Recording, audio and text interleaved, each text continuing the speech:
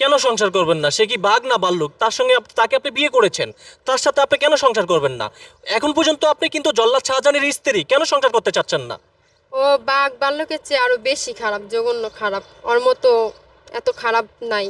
মানে এতটাই সে খারাপ যে তার সঙ্গে সংসার করার মুহূর্তই না? না, ও দিন রাত আমার মারধর করে টাকার জন্য। অনেক মানুষের সামনে বলে যে তুমি চলে গেলে চলে যাও। মানুষ গেলে গা আমারে মারে, গলায় পাড়া দেয়, তারপর ওই আগে দিচ্ছে ওই রশ্মিগুলো আইন না আমারে গলার দ্বারে ধরে। এভাবে ধরে? হ্যাঁ, বলে যে তোর এটা দিয়ে ফাঁসি, ওই ওই দড়িও গড়ে না রাখে। আপনি তার অনেক টাকা পয়সা নিয়ে চলে এসেছেন, তার এখন চলতে ফিরতে অনেক অসুবিধা হচ্ছে, মানে সে দৃষ্টান্তমূলক শাস্তি চাচ্ছে আপনার।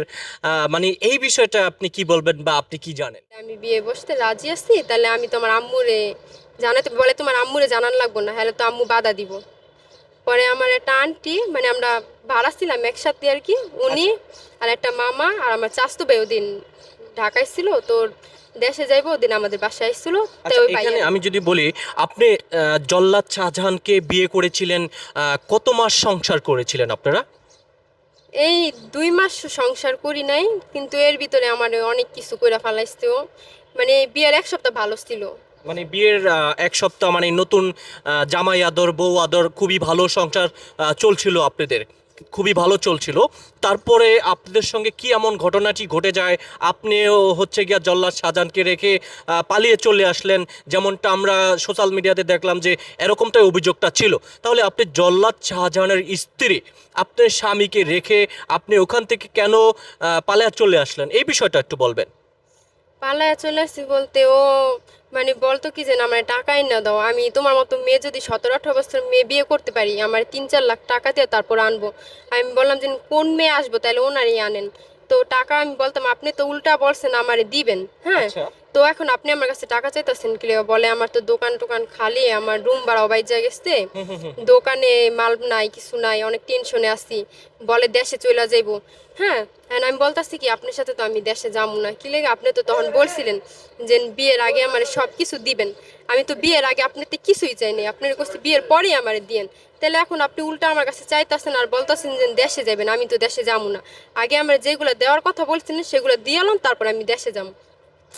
এরকম আমাকে মানে মানুষের সামনে, যখন ওই যে পাশের বাসার মহিলারা আসতো, ওনাদের সামনে ভালো ভালো কথা বলতো, আমার কি মায়া করে এরকমই করতো। যখন ওনাদের সামনে বলে কি যে তুমি যে চলে যেতে চাও, তাহলে তুমি চলে যাও, তোমার আমি কিচ্ছু কমু না, তোমার আমি দরকারে এই গাড়ি ভাড়া দিয়ে তোমার তোমার মার কাছে দিয়ে আসমু। হ্যাঁ, যখন ওনারা আপনাকে চলে এখানে যায়। একটু আমি থামাচ্ছি। আপনি যখন জল্লাদ শাহজাহানকে বিয়ে করেছেন, জল্লাদ শাহজাহান যখন আপনাকে বিয়ের প্রস্তাব দিয়েছে, আপনার গায়ে স্পষ্ট করেছিল, তখন আপনার মাকে আপনি এই বিষয়টি শেয়ার করেছিলেন। তখন কিন্তু জল্লাদ শাহজাহান আপনার মাকে ওভাবে দেখতে পারে না, কারণ হচ্ছে আপনার মা পথের কাঁটা হয়ে দাঁড়িয়েছে। যখন আপনি জল্লাদ শাহজাহানকে বিয়ে করেছেন, তখন আপনার মা এই বিষয়টা কিভাবে দেখেছে? জল্লাদের শাশুড়ি, আপনার মায়ের কথা আমি বলছি তো, তখন কি তার জামাইকে সে মেনে নিয়েছে? আম্মু মাইনা নিচ্ছে বলতে, আম্মু তো এটার ভিতরে ছিলই না। আমার তো আমার সাথেও কথাটা ওরকম কথা বলতো না, ওনার সাথেও কথা বলতো না। তো চইলা আইছে আমাদের বিয়ে হয়েছে এর কতদিন পরে আম্মু ওই জায়গাতে বাসা ছাইরা আপনার এই জায়গায় এসে পড়ছে। আম্মু আমারে মাঝে মধ্যে দেখতে যাইতো, আচ্ছা। সপ্তাহে এরকম 15 দিন পর। তো উনি বলতো কি যে ওই মহিলা আবার আসছে কেন, আমারে আম্মু বুঝাইতো। হ্যাঁ, বলে কি যে ও আয়সা বুদ্ধি দেয়, অনেক কথা বলে। হ্যাঁ, তোর মা আসে কেন, উনি তো ভালো না, উনি খালি পেঁচাল করে, কথা বলে বেশি, এগুলো বলে। আম্মু মানে ওই তো দেখতেই পারে না যে মনে করে আম্মু এসে আমারে খারাপ কোনো বুদ্ধি দেয়নি যাওয়ার জন্য। কিন্তু ওই যে পাশের রুমের মহিলা যে থাকতো, ওনাদের সামনে আম্মু যা বলার বলতো। আচ্ছা, সাথে একটা ফাতেমা, এখন আপনার কাছে আমি যেটা বলতে চাচ্ছি, জল্লাদ শাহজাহান প্রেস ক্লাবে সংবাদ সম্মেলন করে যে গণমাধ্যমকে জানিয়েছেন, সোশ্যাল মিডিয়াতে তিনি জানিয়েছেন যে আপনি তার অনেক টাকা পয়সা নিয়ে চলে এসেছেন, তার এখন চলতে ফিরতে অনেক অসুবিধা হচ্ছে, মানে সে দৃষ্টান্তমূলক শাস্তি চাচ্ছে আপনার। মানে এই বিষয়টা আপনি কি বলবেন বা আপনি কি জানেন?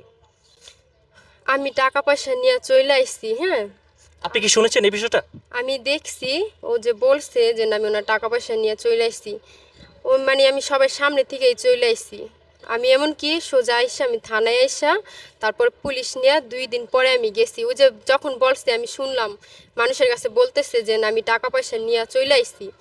তো পরে আমি পুলিশ নিয়ে গেছি, তখন যাওয়ার পরে না পুলিশরে তো আর বলে না যে না, আমি টাকা পয়সা নিয়ে এসেছি, এমন গহনাগাটি নিয়ে এসেছি। পুলিশরে বলে না, আর উল্টা কানতেছে। তারপর আমি বলতেছি আপনি আলগা চোখের পানিটা ফালায়েন না, আপনি আপনার এই আসল রূপটা সবাই সামনে আনেন, দেখান আপনি আমার অনেক জ্বালাইছেন। মানে আপনার স্বামীকে বলতেছেন? হ্যাঁ, যে আমার অনেক কষ্ট দিচ্ছেন, আর এখন আপনি এই যে কামতাছেন এগুলো দেখাইতাছেন। আর তো সব কাইটা রাখছে বলে সবাই, মানে মহল্লা, আমি যখন গেছি না মহল্লার মানুষ সব এক জায়গায় হইছে। ওনার বলতেছে তোমরা যদি টাকা নিয়ে থাকো তাহলে এই জায়গায় আইসো কেন? আর ও বললে যে তোমরা আবার নাকি টাকা নিয়ে গেছো গা। যে টাকা নিয়ে পলায় যায় ওনারা কি কোনোদিন আসে?